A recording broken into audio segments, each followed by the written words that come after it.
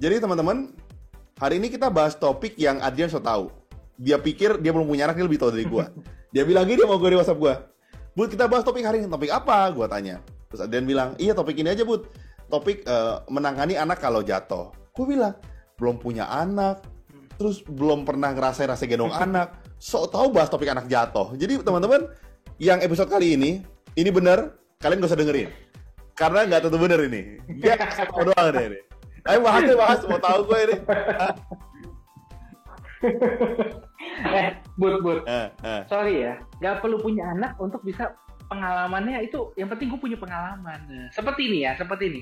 Gue bisa bilang kalau lu tuh waktu kecil pasti sering jatuh di kepala. Sejak tahu dari mana lu? Pasti tuh waktu lu kecil ya sering jatuh, bentur kepalanya, bentur mukanya, itu gue yakin pasti. Karena tidak beraturan ya, tidak simetris ya. jadi gini. Gue pengen tahu ilmu lu sejauh apa coba. Gimana anak jatuh? Coba kita tes. Ayo, mau tahu? Ayo coba. Tapi by the way, gimana ya? Sorry. Terus.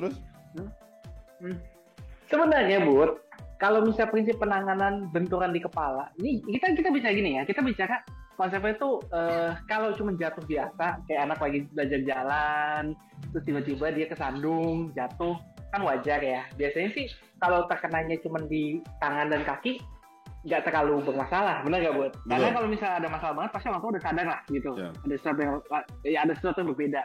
Nah, yang menjadi concern nih biasanya adalah kalau benturannya di kepala gitu. Dan gue rasa nggak cuma sampai anak-anak aja, tangkap orang dewasa aja kadang-kadang bingung kan?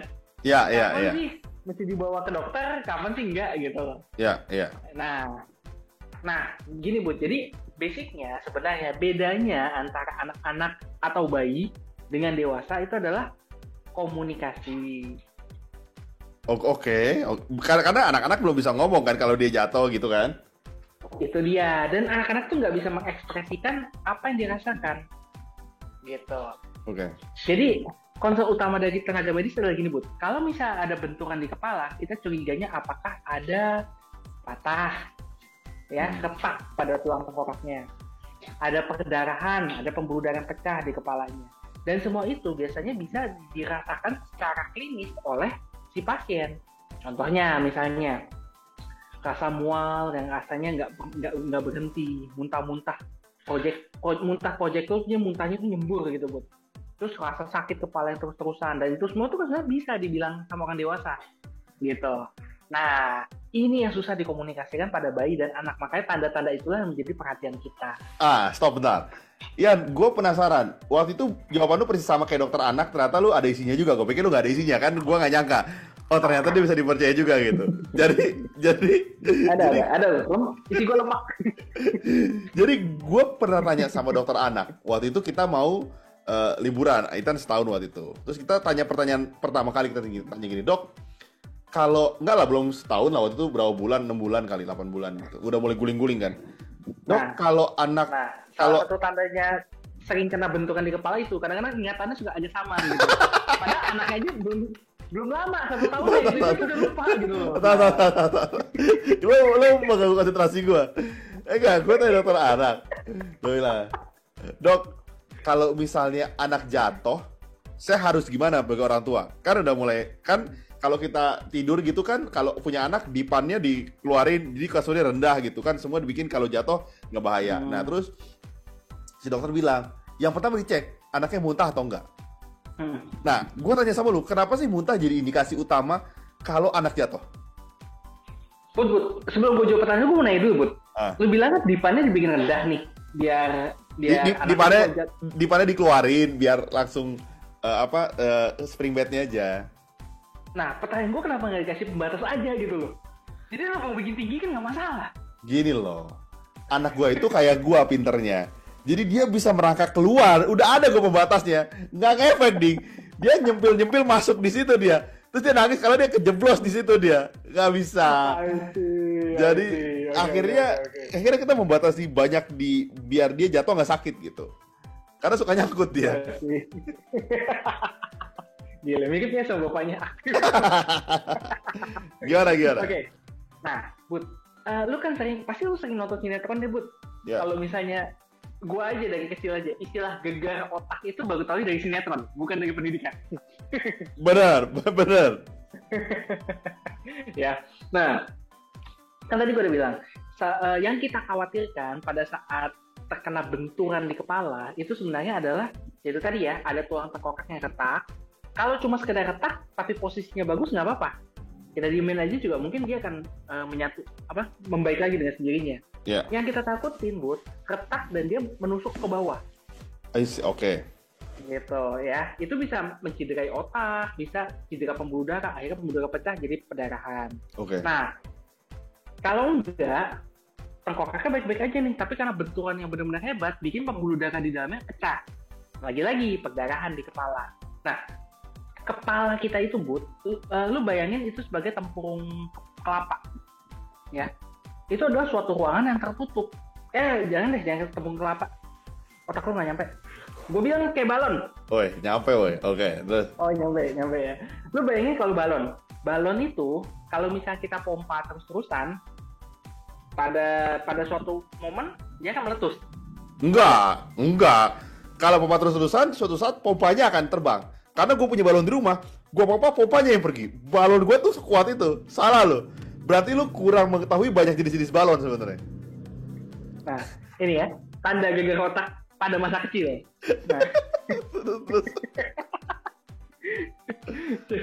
Jadi ibaratnya balon, kalau misalnya kita kasih tekanan terus-terusan, seberapa elastis pun dia akan pecah, meletus.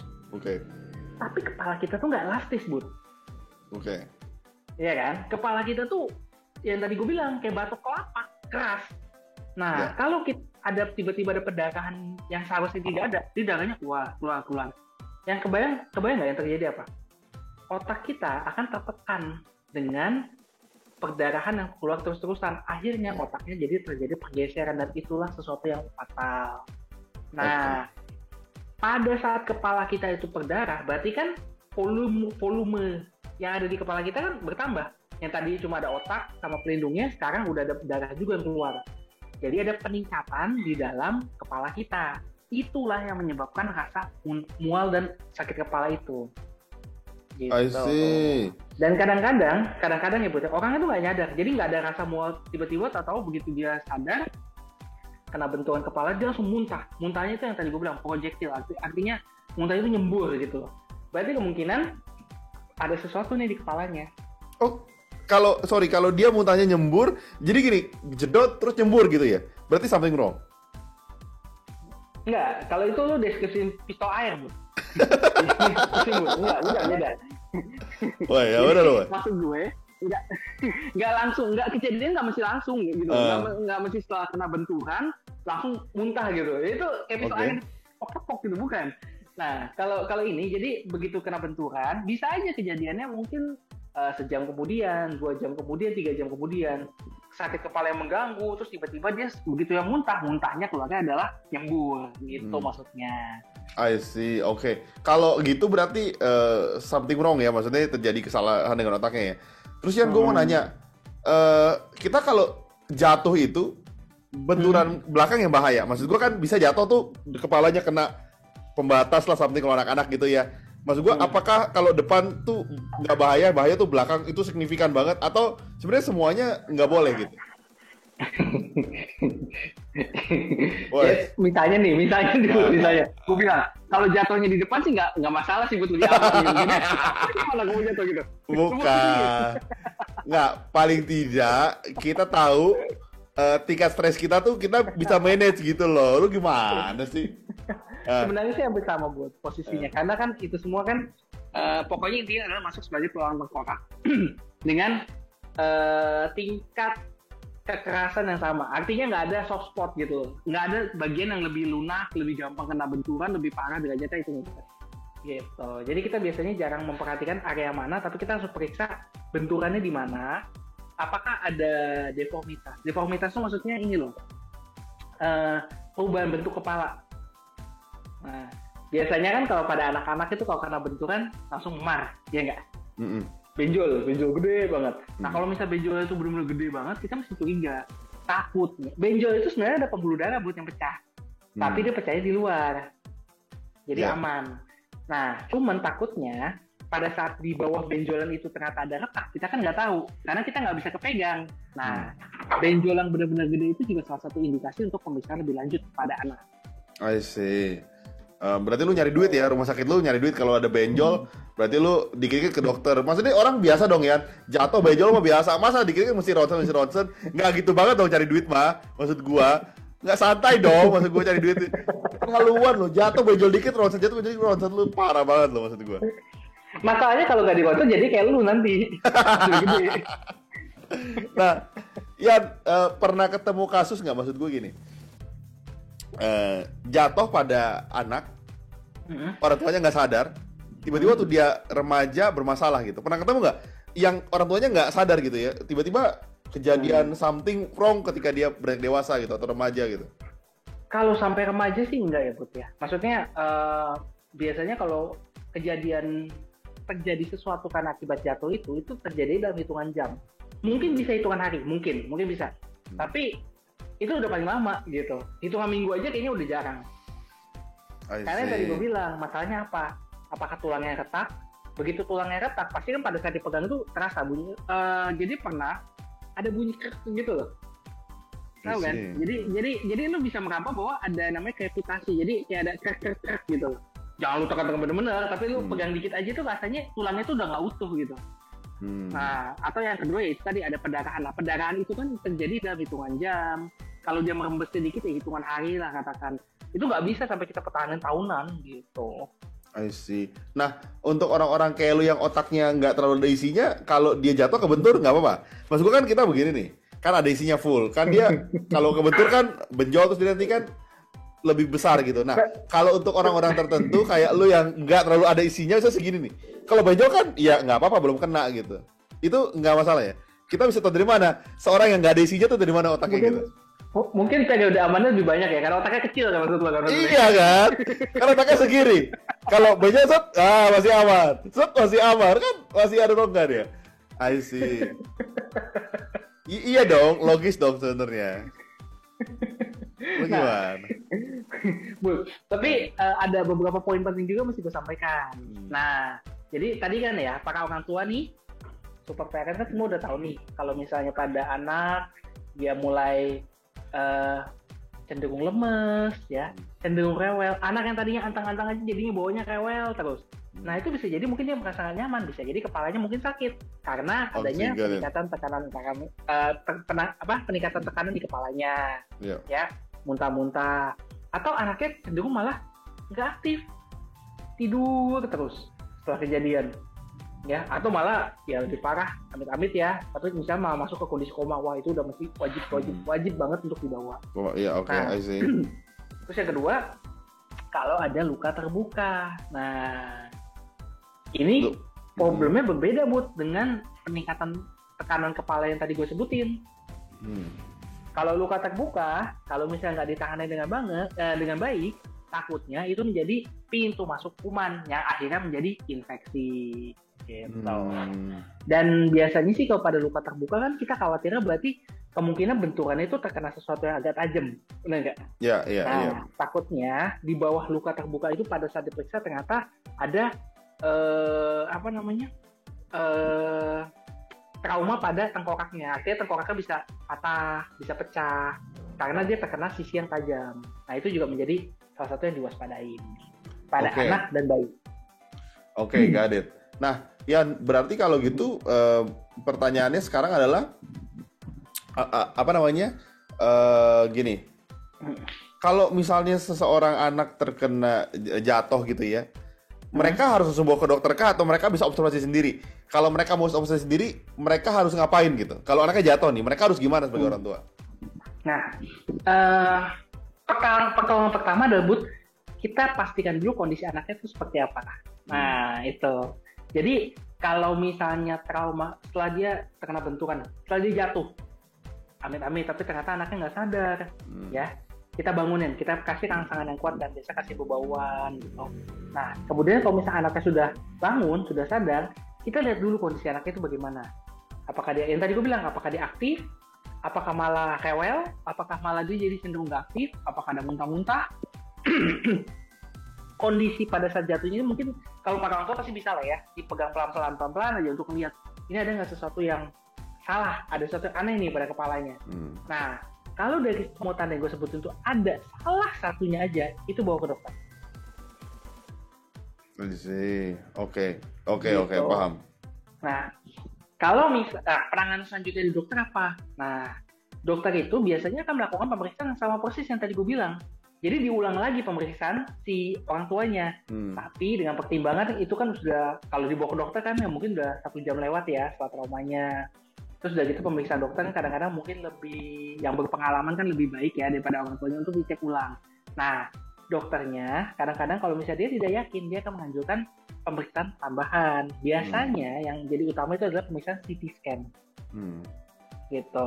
Tapi, nah, pitfallnya di sini, Bud. Jadi gue sering tuh, pengalaman gue, banyak orang tua yang anaknya tuh sebenarnya menurut dokter itu nggak kenapa-napa. Tapi dia tetap minta diperiksakan CT scan. Oh, I see. Dengan dalih maksudnya untuk jaga-jaga, karena kita kan nggak tahu dong kepalanya gimana gitu. Nah, sebenarnya pada kondisi ini sih sebenarnya nggak salah, Bud. Tapi para orang tua juga mesti tahu bahwa CT scan itu seperti waktu itu udah pernah kita bahas mengandung dosis radiasi. Artinya aman nggak untuk anak? Aman, dosis radiasi itu kita udah pernah bahas ya bahwa itu aman. Tapi kalau nggak perlu nggak usah lah, gitu kan? Nah itu dia. Ada pendapat yang bilang kalau memang nggak perlu ya nggak usah. Nggak usah, ngapain ya, paham. Makanya sarannya sih itu ya, pada Sobat Healthy, kalau misalnya anaknya itu disarankan tidak melakukan pemeriksaan, ya berarti mungkin itu adalah yang terbaik untuk dia gitu. I see, oke. Nah, berarti kurang lebih itu aja ya. Maksudnya, gua rasa orang tua udah jelas juga ngelihat ngedengerin penjelasan dari lu juga. Mereka harus gimana gitu ya. Maksudnya, kondisi anaknya kalau tiba-tiba berubah drastis kan, jadi kita harus waspada gitu. Nah, teman-teman, untuk menutup, gue mau cerita sedikit. Dulu waktu gua SMA, Adriani sempat jatuh pingsan. Temen karena kita nggak sadar kan, kita kasih rangsangan supaya dia bangun kan. Bawan, kita tuh nggak sadar dulu, kita injek kepalanya. Mungkin ini nyebabin dia jadi gini sekarang.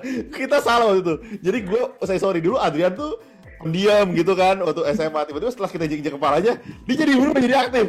Mungkin itu yang gue inget yang lu bilang tadi ya. Karena kita nggak belajar, kita nggak tahu. Oh ternyata kalau dia berubah tuh harus jadi waspada kan? Wah salah. Jadi kondisi gue saat itu karena kepala gue tuh masih bocor sampai sekarang gitu ya. Jadi setelah dia jatuh tergeletak gitu ya, dia pingsan, bukan kita sadarin, kita injek-injek mukanya sama kepalanya. Jadi kita salah waktu itu. Ya maaf deh, ya kan nggak sengaja waktu itu. Jadi apa boleh buat ya. Berarti kan lu udah tahu nih Bud ya. Udah tahu apa mesti dilakukan. Nah kalau tiba-tiba gue pingsan lagi, yang lu lakukan apa Bud? Iya tetap gue injek-injek juga. Jadi teman-teman, kita akan tanya tiap hari Rabu, teman-teman. Kita akan buat topik-topik yang mungkin. Gue lupa. Satu lagi Bud. Satu lagi pesan gue. Jadi ada suatu periode namanya interval lucid.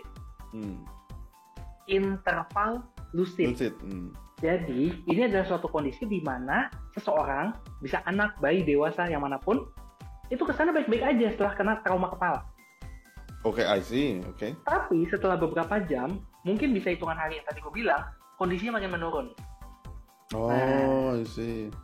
Jadi, itu menjadi warning sign juga. Nah, proses terjadinya kenapa? Mungkinan karena bocornya itu halus.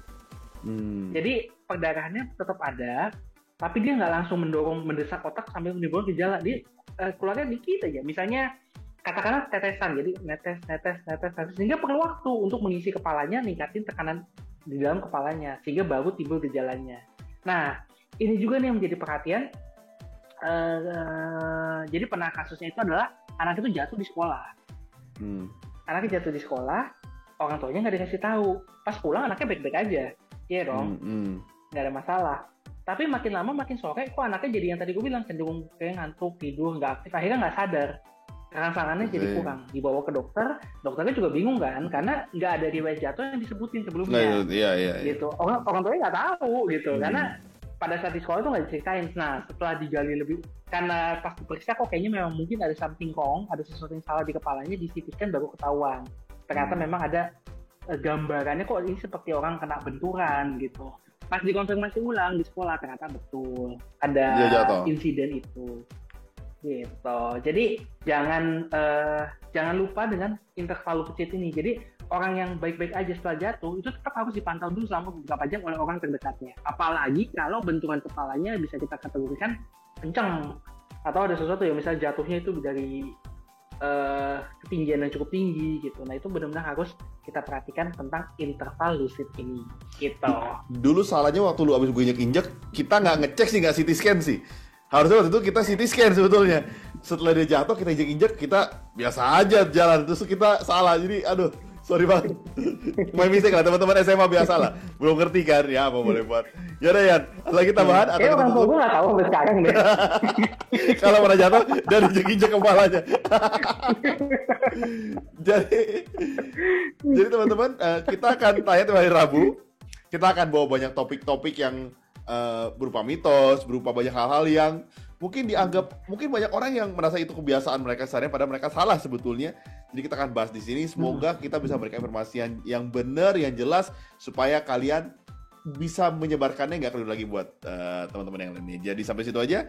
Sampai ketemu di episode selanjutnya. Stay healthy and stay alive. Bye bye.